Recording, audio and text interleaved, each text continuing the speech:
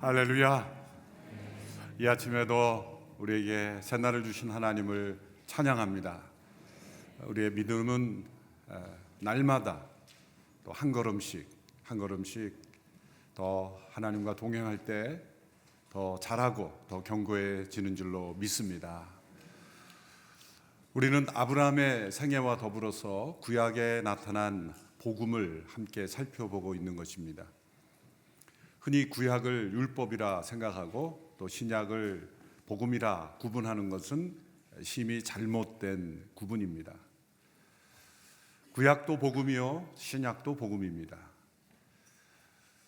율법처럼 보이는 부분 속에서도 하나님의 은혜의 복음이 들어 있습니다. 구약에 나타난 많은 하나님의 역사가 우리의 행함을 강조하는 것처럼 보이지만 하나님은 우리의 행함 이전에 우리를 어떻게 은혜로 대해 주시는가, 또 우리를 어떻게 값없이 구원하시는가, 그것을 우리에게 먼저 보여주십니다. 종교개혁자들이 세운 세 가지 모토는 오직 은혜, 오직 성경, 오직 믿음, 솔라 그라치아, 솔라 스크립트라, 솔라 피데. 인간의 공로가 아니라 오직 하나님의 은혜로 구원받는다는 것이요, 또 교회 회의나 교양의 권위가 아니라 성경의 권위를 인정하는 오직 성경, 그리고 인간의 행위가 아니라 믿음으로 우리가 의롭게 됨을 말씀하시는 내용이 오직 믿음입니다.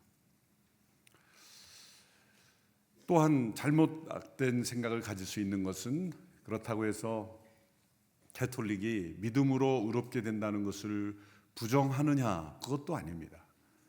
또 우리가 행위를 부정하느냐, 그것도 아닙니다. 그 차이는 무엇입니까? 그것은 오직이라는 단어에 있는 것이죠. 로만 가톨릭의 생각을 제가 등식으로 이렇게 정리해 보면, 가톨릭은 다음과 같은 등식을 믿는 것입니다. 믿음 플러스 행위가 의롭게 되는 칭의를 가져온다. 그래서 믿음이 필요 없다는 것이 아니라 믿음의 행위가 더해져야 하나님 앞에 의롭게 될 수 있다는 거죠. 그래서 하나님의 은혜를 믿는 믿음을 강조함과 동시에 인간의 행위가 함께 더해져야 하나님이 우리를 의롭게 하신다라는 이 등식으로 우리의 신앙을 인도하는 것이 가톨릭의 견해입니다.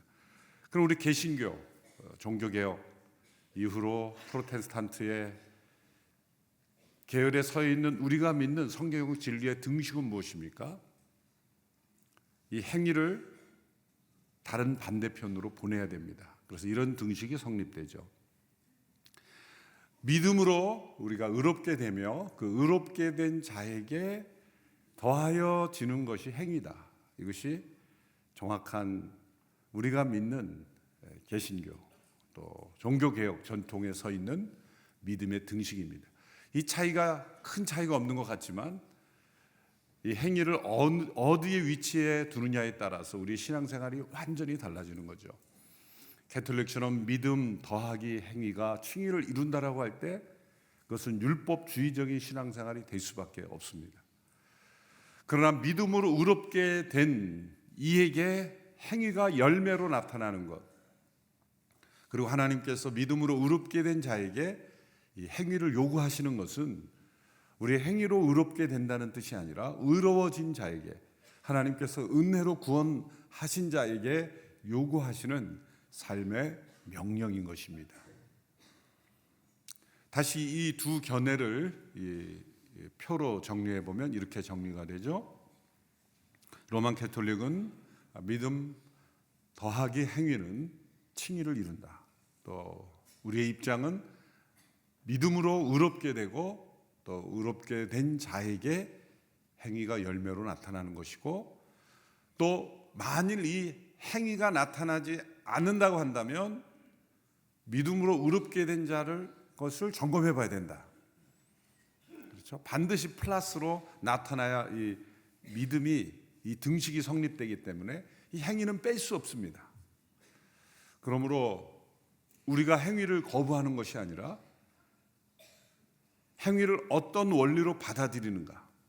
하나님께서 우리에게 주시는 모든 명령, 행위에 대한 모든 명령을 의로워지는 조건으로 받아들이는가, 아니면 의롭게 된 자의 결과로 받아들이는가.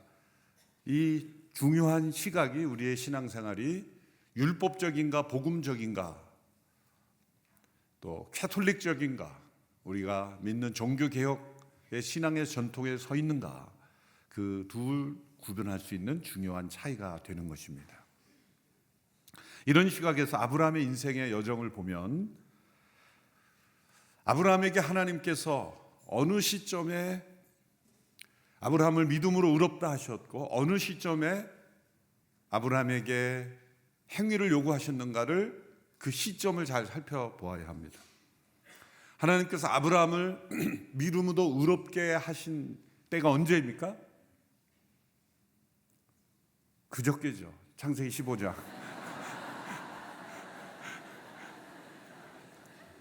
그저께.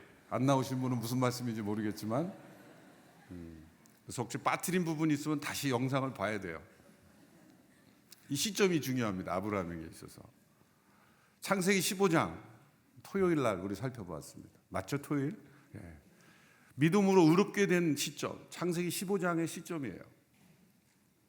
아브라함에게 하나님께서 어떠한 행위를 요구하지 않고, 그에게 어떤 완전함을 요구하지 않고, 두려움에 있는, 또 의심과 불안, 의문에 사로잡혀 있는 아브라함에게 먼저 찾아오시고, 또 아브라함에게 약속을 확신시켜 주시고, 그리고 그 마음속에 생겨난 믿음, 그 믿음을 의로 여기셨다. 이신칭의, 믿음으로 의롭게 된 칭의가 창세기 15장에 나타난 겁니다. 그리고 오늘 창세기 17장에 이르러서 하나님께서는 아브라함에게 행위를 요구하십니다. 그것은 믿음으로 의롭게 된 자에게 나타나는 행위, 하나님은 그 행위를 명하시는 것이죠. 오늘 본문 창세기 17장 1절에서 2절의 말씀을 같이 읽어보겠습니다. 시작. 아브라함이 99세 때 여호와께서 그에게 나타나 말씀하셨습니다. 나는 전능한 하나님이라. 너는 내 앞에서 온 마음으로 순종하며 깨끗하게 행하여라. 내가 나와 너 사이에 언약을 맺을 것이다. 그리고 내가 너를 심히 크게 번성하겠다. 하나님께서 아브라함에게 99세에 나타나십니다. 99세라는 그 시간을, 그 시점을 강조하신 것은 그 시간의 흐름 속에서 무엇인가 일이 일어났다는 거죠. 무슨 일이 그동안 있어났을까? 그 전에 16장 마지막 구절에 보면 16장 마지막 16절에 보면 이렇게 되어 있습니다. 하갈이 아브라함에게 이스마엘을 낳을 때 아브라함이 86세였더라. 86세, 그때에 아브라함에게 이스마엘이 태어났습니다. 그 사이에 이스마엘이 태어나는 일이 일어난 거예요. 우리는 창세기 16장을 건너뛰었지만 건너뛴 것이 아니라 다 포함하고 있는 것입니다. 나는 전능한 하나님이라, 이렇게 하나님께서 자신을 소개하셨으니 아브라함과 사라가 하나님 앞에 하나님을 전능하지 못한 분으로 여긴 행위가 있었다는 거죠. 창세기 15장에서 하나님께서 나는 너의 방패라 이렇게 말씀하신 것은 아브라함이 두려워하고 있었던 상태를 의미하는 것처럼, 나는 전능한 하나님이라 이렇게 말씀하신 것은 하나님을 전능하지 못한 분으로 우리가 여기고 살고 있었기 때문입니다. 창세기 16장에 나타난 사건은 우리가 잘 아는 사건대로 이스마엘을 이 부부가 태어나게 한 사건입니다. 창세기 16장 2절을 보면 사레가 아브라함에게 말합니다. 사레가 아브라함에게 말했습니다. 여호와께서 내가 아이 낳는 것을 막으시니 내 여종과 동침하십시오. 어쩌면 내가 그녀를 통해 아이를 얻을지도 모릅니다. 아브라함이 사라의 말을 들었습니다. 13장에서는 아브라함이 불순종을 하죠. 다메섹에서 데려온 충성스러운 종 엘리에스를 자신의 상속자로 세우겠습니다 라고 하나님께 창세기 15장에서 그렇게 하나님께 제안하는 불순종의 모습을 보였는데, 16장에서는 이제 사레가 하나님께 불순종의 모습을 보입니다. 하갈이라는 종을 들여서 자녀를 낳읍시다. 그 당시 그 문화 속에서 여겨질 수 있는 그러한 또 하나의 인간적인 방법이었습니다. 그리고 놀라운 것은 아브라함이 거부하지 않고 사레의 말을 들었습니다. 그처럼 평소에 아내의 말을 잘 듣지 않는 남편들이 이런 건 또 잘 들어요. 이 사레의 말을 보면 가시가 들어 있습니다. 하나님께서 내가 아이 낳는 것을 막으시니, 하나님께 대한 상처를 표현하는 거죠. 하나님이 자녀를 낳지 못하도록 막고 계시다는 겁니다. 하나님께서 막고 계시기 때문에 이제 우리가 나설 때라는 거죠. 여종을 통해서라도 자녀를 낳게 하고 아브라함에게 제안했고, 아브라함은 동의했습니다. 그래서 아브라함에게는 또 사레를 통해서 이스마엘이 태어난 것입니다. 이스마엘이 태어나고 이제 자라나자 이스마엘을 낳은 하갈이 주인 사라를 무시하기 시작했습니다. 이 사레와 하갈의 갈등, 그 속에서 사레가 아브라함에게 이렇게 원망합니다. 16장 5절의 말씀을 보십시오. 같이 읽어보겠습니다. 시작. 그러자 사레가 아브라함에게 말했습니다. 내가 당하고 있는 이 고통은 모두 당신 책임입니다. 내가 내 종을 당신 품에 두었건만 이제 그녀가 임신했다고 나를 멸시합니다. 여호와께서 당신과 나 사이에 판단하시기를 바랍니다. 사실 이 말은 점잖게 표현하고 번역됐지만 분위기를 그대로 살리면 이런 뜻이죠. 그걸 제가 연기로 다 표현하기는 어렵습니다만 당신 때문이야 라고 하면서 여호와께서 당신과 나 사이에 판단하시기를 바랍니다. 아주 점잖게 거룩하게 번역했는데 원래 뉘앙스를 살린 건 이겁니다. 당신이 죽든지 내가 죽든지 한번 해봅시다, 그런 거예요. 아브라함의 가정에 시작된 불행, 이것이 오늘날 중동의 불행으로, 역사의 불행으로 이어지고 있죠. 하나님의 약속을 있는 그대로 믿었더라면, 전능하신 하나님을 있는 그대로 믿고 기다렸더라면 이 중동에 계속되는 이 분쟁과 다툼과 전쟁은 막을 수 있었습니다. 우리의 작은 불신앙이 역사의 비극을 만들어내는 것이죠. 중동의 갈등은 이삭과 이스마엘, 그 후예들의 싸움 아니겠습니까? 또 이스마엘의 후예 가운데 내려오는 그 깊은 상처는 하갈에게서 나온 상처요, 또 그 이스마엘의 후예로부터 자신들의 신분에서 느끼는 그 상처가 표출되는 거죠. 지금도 얼마나 그 분쟁이 무섭고 끊이지 않고 있습니까? 겉으로는 평화로워 보이지만 그곳 일대에서는 지금도 폭탄이 일상처럼 떨어지고 사람이 죽어나가고 그런 아픔이 끊이지 않고 있는 지역, 바로 이 아브라함과 사레의 불순앙으로 인해서 태어난 아픔입니다. 자, 그런데 오늘 우리가 살펴본 것은 창세기 17장 1절에서 이제 아브라함이 99세에 하나님께서 나타나셨다는 것입니다. 86세 때 태어났고 99세가 되었으면 몇 살입니까? 이른 새벽에 너무 어려운 문제를 냈어요. 99 마이너스 86.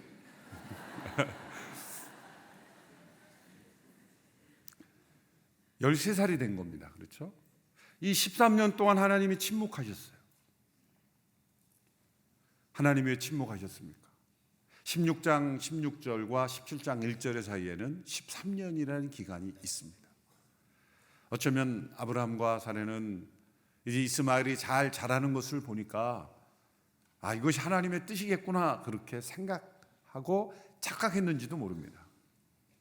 그러나 하나님께서 13년 동안 침묵하신 것은 버려둔 것이 아니라 기다리신 거죠.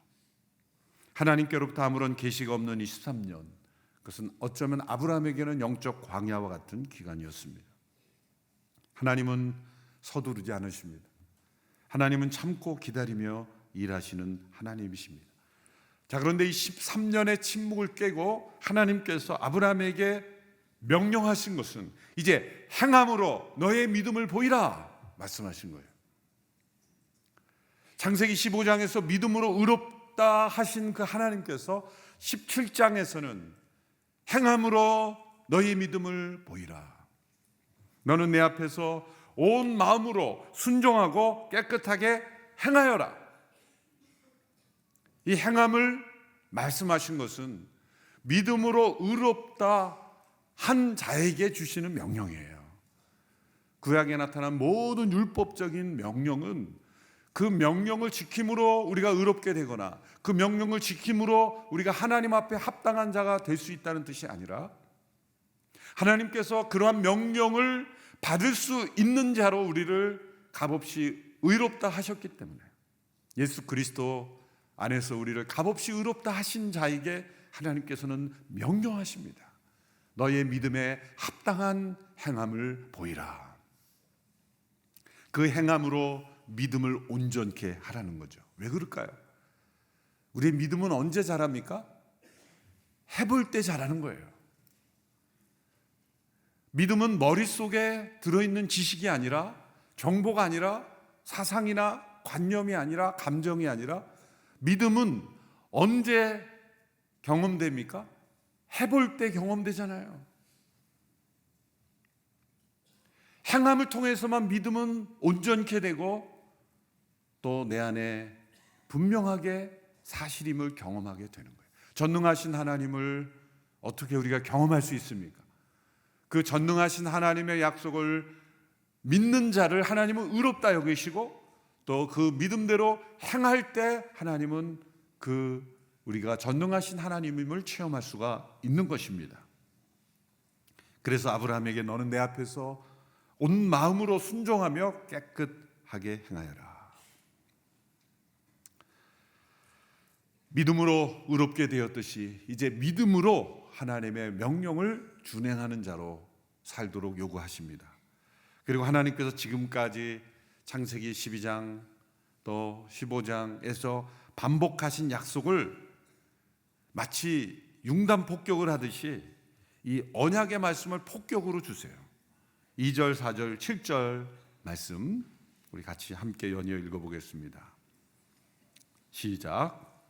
내가 나와 너 사이에 언약을 맺을 것이다. 그리고 내가 너를 심히 크게 번성하게 하겠다. 보아라, 내가 이제 너와 언약을 세우니 너는 수많은 나라들의 조상이 될 것이다. 내가 내 언약을 나와 너 사이에 그리고 내 뒤에 올 자손 사이에 세워 영원한 언약으로 삼고 내 하나님 그리고 내 자손의 하나님이 될 것이다. 계속 반복되었던 내용입니다.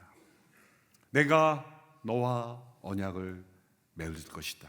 그 언약의 내용은 자손을 번성케 하고 그리고 그 번성한 자손이 머물 땅을 주고 그리고 그 번성한 자손과 주신 땅을 통하여 그 나라를 강대케 하고 그리고 그 나라를 통해서 온 세상의 복의 통로가 되게 하겠다. 그 나라는 바로 아브라함의 후손을 통해 오시는 예수 그리스도의 나라입니다. 아브라함에게 약속하신 복은 이 세상의 복이 아니라 예수 그리스도를 통해 주시는 영원한 복입니다.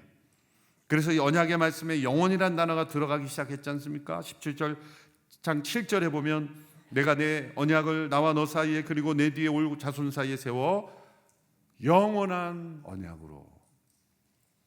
아브라함이 죽지 않았습니까? 아니죠. 아브라함은 죽었어요. 그런데 아브라함과 영원한 언약으로 말씀하셨을까요? 그것은 아브라함 한 사람과 세운 그 언약만이 아니라 아브라함의 후손으로 오신 예수 그리스도, 그분으로 세워질 영원한 언약, 우리를 영원으로 인도하시는 하나님의 언약이기에 영원이라는 단어를 미리 붙인 것입니다.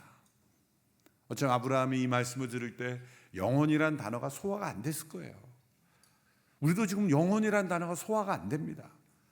그저 영혼은 시간이 길어진 것을 영혼이라고 생각하지만 영혼은 다른 차원의 영역이에요. 하나님의 영역이에요. 우리는 시간 속에 살지만 시간을 뛰어넘는 하나님의 영역에 속한 영혼, 그 영혼까지 이어지는, 영혼으로 인도하는 영원한 삶을 우리에게 허락하시는 언약, 그것이 아브라함에게 허락하신 언약입니다. 이 영혼이라는 단어를 아브라함에게 쓰신 것은 이미 역사의 종말이 예정되어 있고 하나님께서 역사를 이제 마지막 심판 때까지 이끌어 가실 터인데, 우리 주 예수 그리스도의 십자가를 통해 영혼으로 우리를 이끄는 언약을 하나님께서 미리 아브라함을 통해 발표하신 거예요. 그래서 이 내용을 보면 창세기 12장의 내용과 달라질 것은 없어요. 그러나 보다 더 확실하게 약속해 주시는 거죠. 확인해 주시는 겁니다. 내가 너와 언약을 맺고, 내가 너와 언약을 맺고, 내가 너와 언약을 맺고, 이렇게 3번씩이나 반복하심으로써 재확인시켜 주시는 겁니다. 전능자의 그늘 아래 머무는 자는 전능하신 하나님께서 아브라함에게 맺으신 그 언약이 바로 예수님을 믿는 저와 여러분에게 주신 영원한 언약이라는 거죠. 이 언약은 저와 여러분에게 주신 언약입니다. 하나님은 당신 자신을 우리와 이 아브라함의 후손 예수 그리스도를 통하여 우리와 영원한 언약을 맺으셨어요. 영원한 언약이라는 건 우리는 인간들은 쉽게 영원이라고 말합니다. 영원히 사랑해, 영원히. 그렇지만은 영혼을 보장할 수 있는 분은 오직 하나님이십니다. 영혼이라는 단어는 오직 하나님 안에서만 쓸 수 있는 거예요. 하나님께서 영원한 언약을 맺었다고 하셨으니 저와 여러분을 영원히 하나님의 돌보심 가운데, 하나님의 날개 아래, 전능하신 하나님의 그늘 아래 우리를 영원히 붙잡으시겠다는 말씀이죠. 우리는 영원히 매인 겁니다. 하나님께 영원히 매인 것 축복이죠. 영원히 버림받지 아니하고 영원히 하나님께 이 약속에 매여 있다는 것, 그것이 전능자의 그늘 아래 머무는 삶의 축복입니다. 그런데 이 17장에 나타난 하나님의 언약에 추가된 내용이 있습니다. 그것은 하나님께서 아브라함과 사라의 이름을 바꿔주신 거예요. 이름을 바꿔준다는 것은 언약의 증거로 확인시켜 주는 겁니다. 창세기 15장에서 언약의 증표는 당시에 있었던 그 동물을 쪼개고 그 쪼갠 동물 사이로 그 지나가는 그 언약의 예식으로 그 언약을 확인시켜 주셨지만, 이제 17장에서는 이름을 바꾸어 주는 것으로 하나님의 언약을 재확인시켜 줍니다. 지금까지 편의상 그냥 우리가 익숙한 대로 아브라함, 사라 이렇게 표현했지만 사실 이 17장 이전까지의 이름은 아브람이었고 사레였습니다. 근데 하나님께서 그들의 이름을 비슷하지만 전혀 새로운 의미로 바꿔주십니다. 우리는 아브라함이나 사레나 사라나 뭐 똑같은 거지만 원문으로 보면 완전히 다른 이름이에요. 그래서 아브람을 아브라함으로 바꿨어요. 그것은 열국의 합이라는 뜻입니다. 사레를 사라로 바꿔주셨습니다. 그것은 열국의 엄이라는 것입니다. 하나님께서 얼마나 양성평등의 하나님이십니까? 우리 하나님에 대한 오해를 가질 필요 없어요. 여러분, 성평등이라는 것과 양성평등하고는 천지 차이죠. 성평등이라고 주장하는 건 엄청나게 위험한 겁니다. 수많은 인간이 만든 사회적 성을 그 앞에다 붙일 수 있다는 거예요.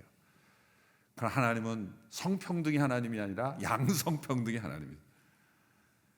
아브라함을 아브라함으로 열국의 아비로, 그리고 사레를 사라로 열국의 어미로 바꿔주신 이 하나님, 왜 이름을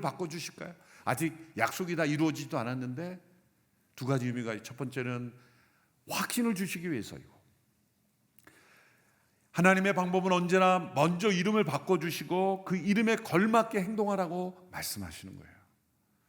우리를 성도로 부르셨습니다. 역사적으로 세상에서는 성이라고 부르는, 세인트라고 부르는 것은 아주 다른 사람이 살지 못한 그러한 고기로운 삶, 또 거룩한 삶을 살 때 성이란 말을 붙이잖아요. 특별히 캐톨릭에서 그렇죠. 성을 많이 붙여요. 세인트, 성 어거스틴, 성 베드로, 성을 다 붙여요. 그래서 성자의 칭호를 붙이는 단계가 있죠. 거기까지 올라가려면 많은 수련을 겪어야 되고, 많은 수도를 해야 되고, 많은 어떤 업적을 남겨야 돼서 인간의 행위로 성이라는 호칭을 받아요. 그래서 아무나 성자의 호칭을 받는 게 아니에요. 성경적입니까? 아닙니다. 왜 그렇습니까? 하나님께서 아브라함과 사레의 이름을 아브라함으로 사레로 바꿔주신 것은 신약에 건너오면 그리스도 예수를 믿는 자를 하나님께서 우리가 온전히 거룩한 삶을 산 다음에야 성도라 이렇게 부르지 않고 우리를 거룩한 백성으로 먼저 불러주시는 거예요. 그래서 우리는 우리 자신의 이름에 성 이재훈 이상하잖아요. 율법적인 사고방식에 빠져 있어서 그런 거예요. 하나님이 우리를 성도라 부르세요. 여러분, 어떤 직분이나 어떤 직책이나 타이틀보다도 우리에게 주시는 하나님의 고귀한 이름은 하나님께서 우리를 거룩한 백성이라 부르시는 거예요. 성도가 우리에게 가장 영예로운 호칭입니다. 호칭이에요.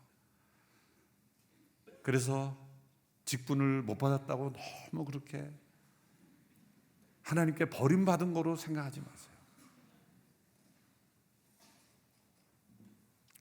성도라 불림을 받는 것, 이것이 아브라함을 아브라함이라 부르시고 사레를 사라라 부르신 것, 먼저 의롭다 하신 자로 여기시고 그 다음에 행위를 요구하시는 것이라.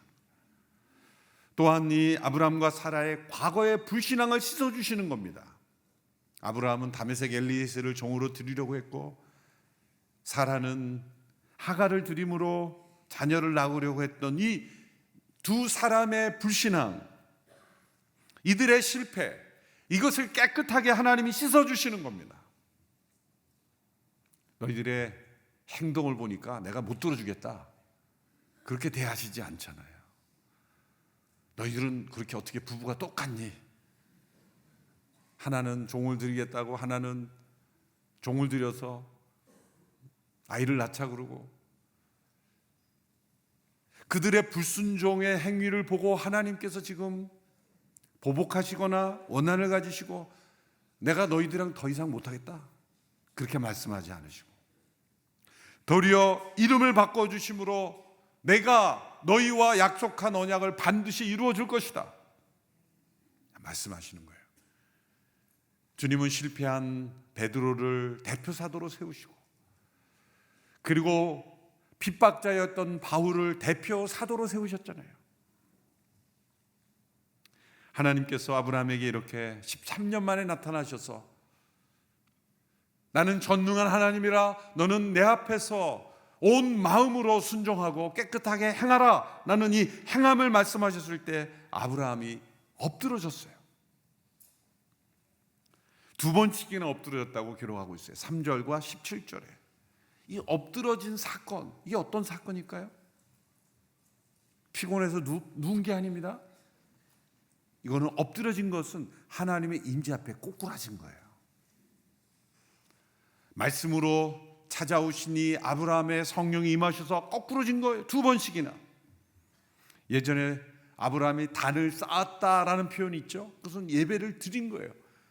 그러나 진짜 예배는 바로 엎드러진 거예요. 하나님의 임재 앞에 거꾸러진 거예요.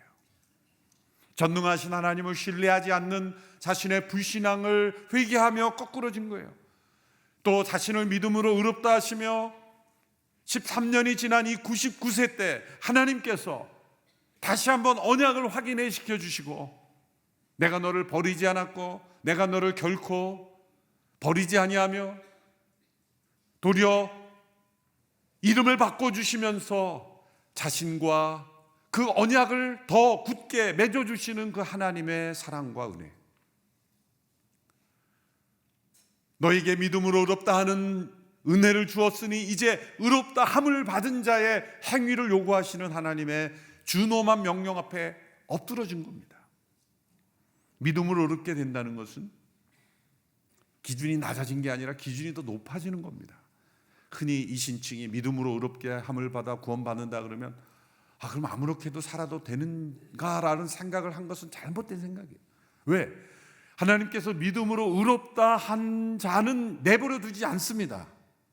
하나님의 전능하신 능력으로 반드시 믿음으로 의롭다 한 자는 하나님이 추적하세요. 세상의 어떤 레이더보다도 더 강력한 하나님의 레이더로 추적하십니다. 그래서 이 명령을 계속 말씀하시는 거예요. 내가 너를 믿음으로 의롭다 했으니 너는 내 앞에서 온 마음으로 순종하고 깨끗하게 행하여라. 믿음으로 의롭다 함을 받은 자에게 합당한 이 행위를 계속 요구하시는 것. 너가 이런 행함을 해야 내가 받아들이겠다가 아니라 내가 너를 이러한 은혜와 이런 약속과 이런 능력으로 너와 함께 하기를 원하니 너는 내 앞에서 온전한 믿음으로 순종하라. 그렇게 우리를 붙잡아 주시는 하나님 앞에 아브라함이 엎드러진 겁니다.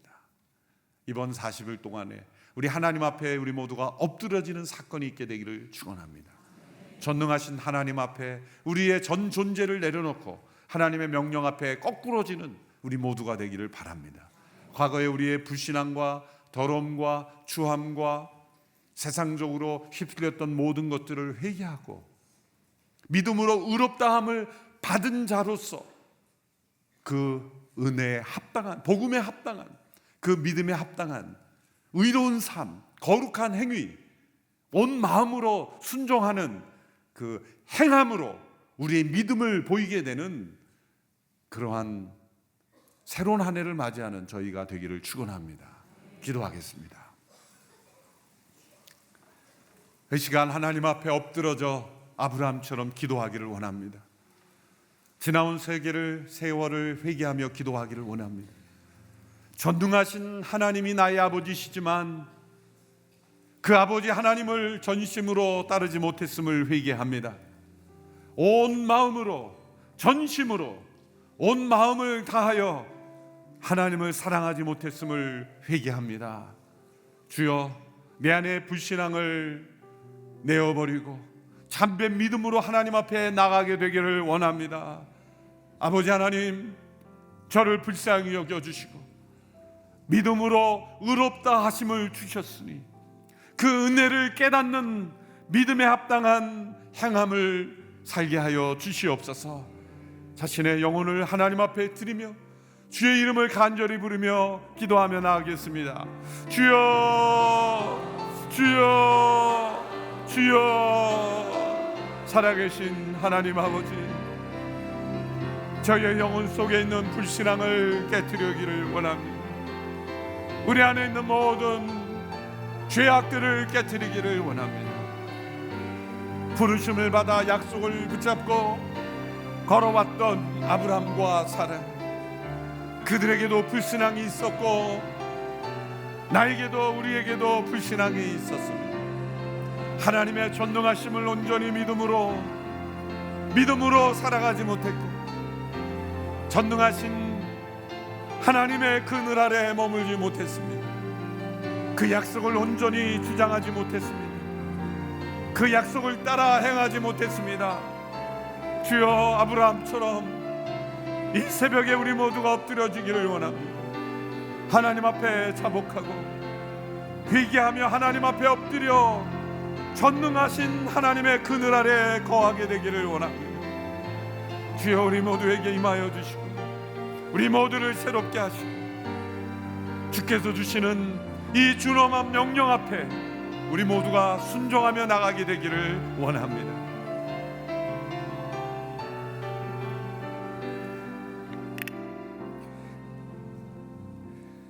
우리 계속해서 기도할 때 하나님이 13년 동안 침묵하신 것은 아브라함을 포기해서가 아니라, 사라를 포기해서가 아니라, 우리를 버려두신 것이 아니라 기다리신 것을 들었습니다.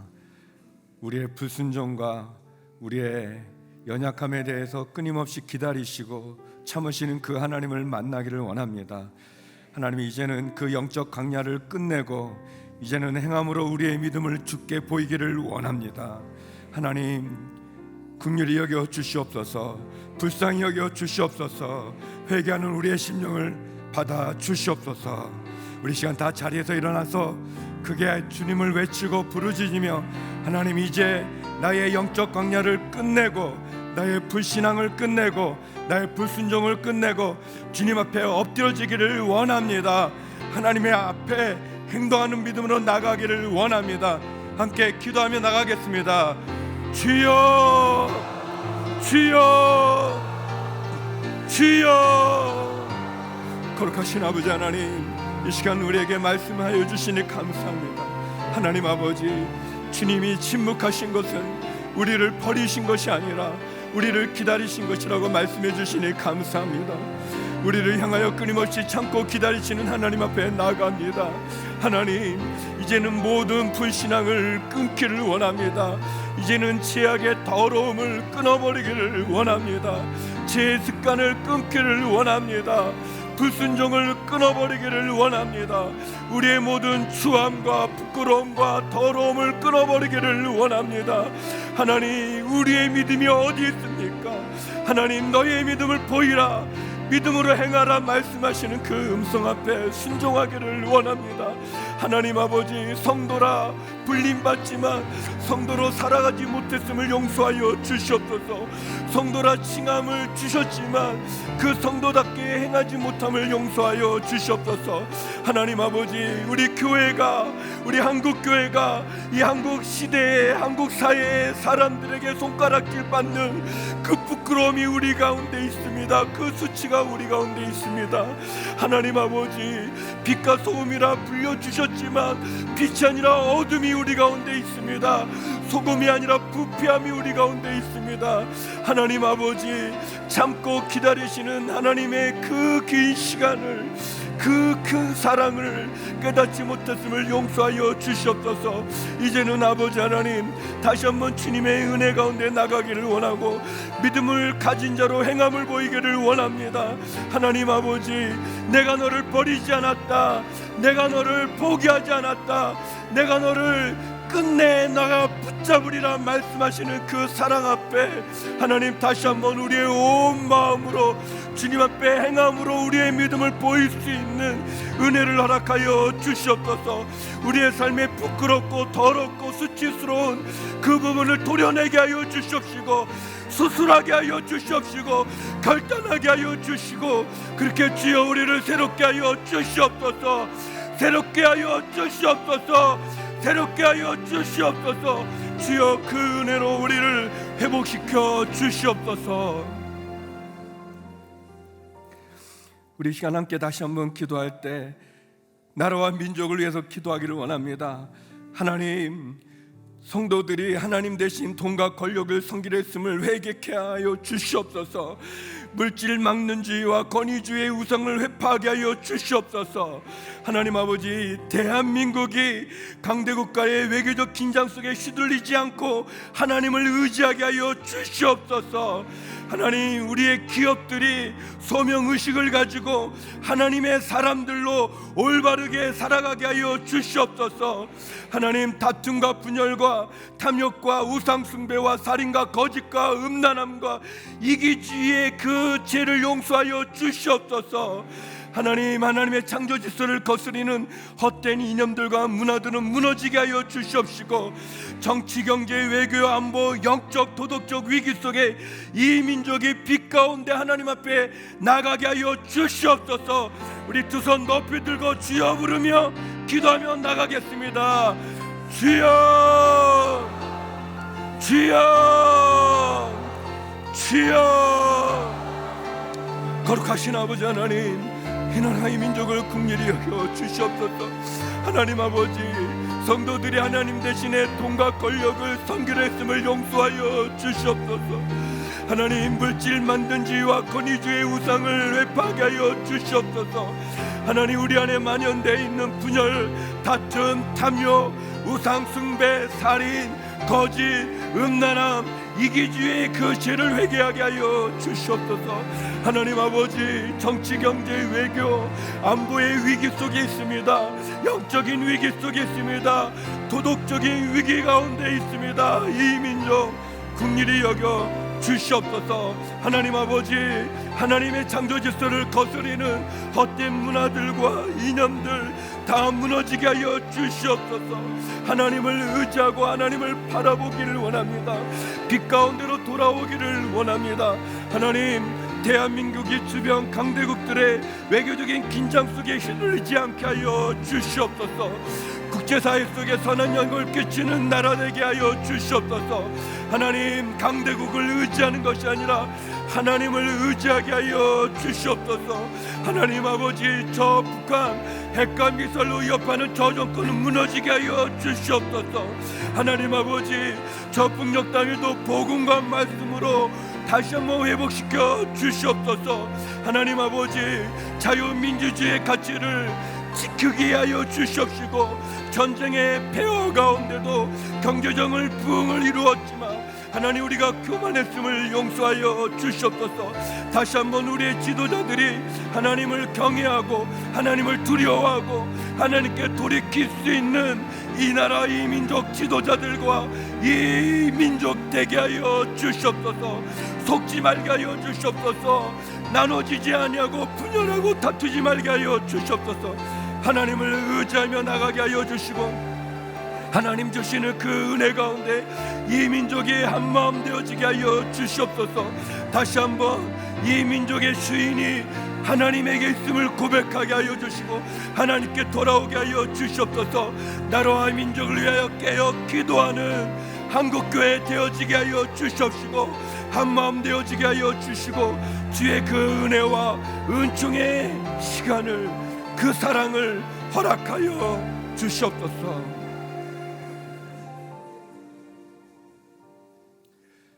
우리 시간 함께 기도할 때 하나님 다시 한번 우리를 긍휼히 여겨 주시옵소서.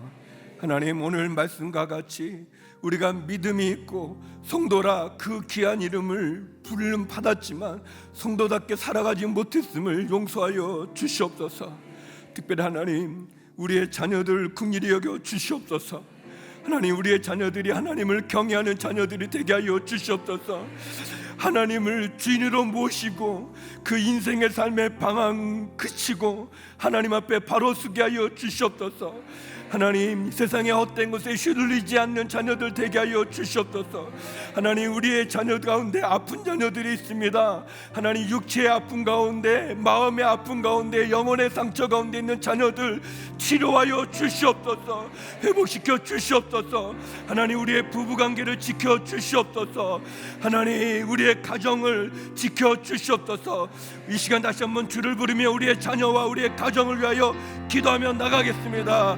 주여, 주여, 주여. 거룩하신 아버지 하나님, 이 시간 주님 기도합니다.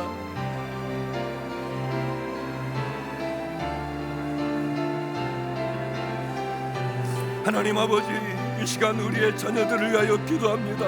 하나님 아버지, 우리의 자녀들을 불쌍히 여겨 주시옵소서. 긍휼히 여겨 주시옵소서. 하나님, 우리의 자녀들이 하나님을 경외하게 하여 주시고 믿음이 없는 자녀들 믿음 갖게 하여 주시옵소서. 주를 떠난 자녀들 주께 돌아오게 하여 주시옵소서.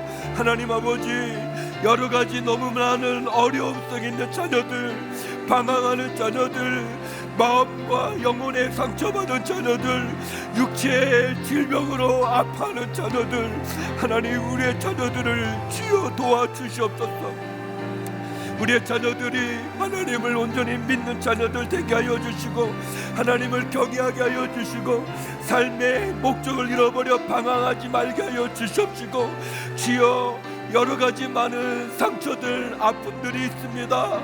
하나님, 그 인생의 삶 속에, 그 마음 속에, 그 영혼 속에 받은 상처가 있다면 치료하여 주시옵소서, 회복시켜 주시옵소서. 하나님, 우리의 자녀들 갈 길을 보여주시옵소서.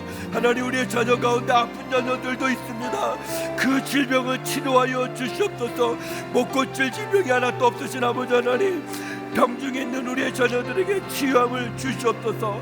하나님, 우리의 부부관계에 함께하여 주시옵소서. 아내가 남편을, 남편이 아내를 사랑하게 하여 주시옵시고, 주여 그 부부 속에 하나님 은혜를 내려주셔서 아름다운 가정을 이루게 하여 주시고, 주의 가정을 이루게 하여 주시고, 주여 믿음이 회복되어지는 가정이 되어지게 하여 주시옵소서. 우리의 직장과 기업도 주여 긍휼히 여겨 주옵소서. 일할 수 있는 직장을 주시옵소서. 우리의 기업이 주여 다시 부흥케 하여 주시옵소서. 경제적인 위기와 어려움 속에 있지만 하나님, 다시 한번 주님 은혜를 부어 주셔서 은혜와 사랑 가운데 하나님, 우리의 직장과 기업이 살아나게 하여 주시옵소서. 하나님을 경외하게 하여 주시옵소서. 은혜를 베풀어 주시기를 원합니다. 하나님 아버지, 은혜를 내려 주시옵소서. 은총을 내려 주시옵소서. 주여 우리의 기도에 응답하여 주시옵소서.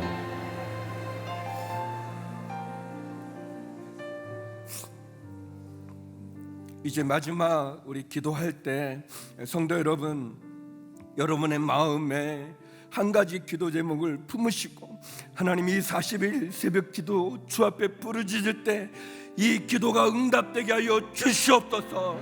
응답되게 하여 주시옵소서.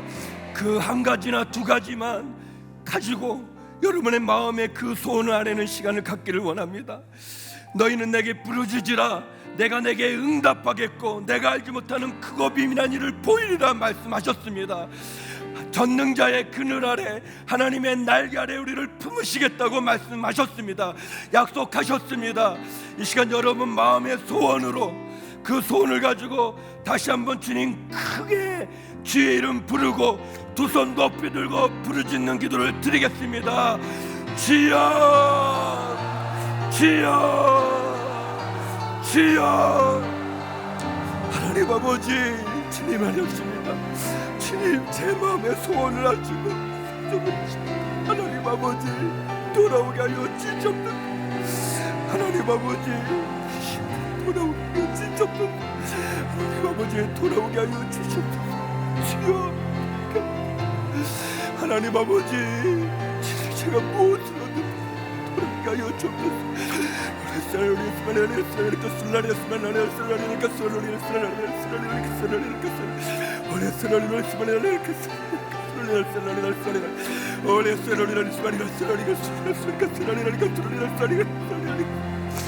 하나님 아버지, 우리가 소원을 가지고 40일 새벽 기도를 합니다. 하나님 아버지, 응답하여 주시옵소서. 들어주시옵소서. 주님, 우리가 기도할 때 구하라, 찾으라, 두드리라 말씀하지 않으셨습니까? 하나님 아버지, 2019년을 마무리하며 저희가 기도합니다. 우리의 모든 부끄러움들, 부족함을 용서하여 주옵소서. 하나님, 2020년 새해를 주님 전능자의 그늘 아래 하나님의 날개 안에 있기를 원합니다. 하나님, 들어주시옵소서. 응답하여 주시옵소서. 하나님의 행하심과 그 은혜와 은총을 구할 뿐이옵니다. 아버지 하나님, 말씀을 듣게 해주시고 깨닫게 해주시고 그래서 그 은혜 가운데 거하게 하심을 감사합니다. 하나님, 다시 한번 하나님의 명령 앞에 온 마음으로 순종하는 저희들이 되게 하여 주시옵소서. 하나님의 날개 안에 거하게 하여 주시옵소서. 그 은혜 안에 머물게 하여 주시옵소서. 하나님, 그래서 주께 행하시는 그 은혜와 은총으로 저희들 다시 승리하게 하여 주시옵소서. 다시 일어나게 하여 주시옵소서. 하나님, 우리를 포기하지 아니하시고 참고 기다리신 그 하나님 앞에 나갑니다. 하나님, 우리의 마음의 소원을 주님이 하시니 응답하여 주시고 들어주시고 역사해 주시옵소서.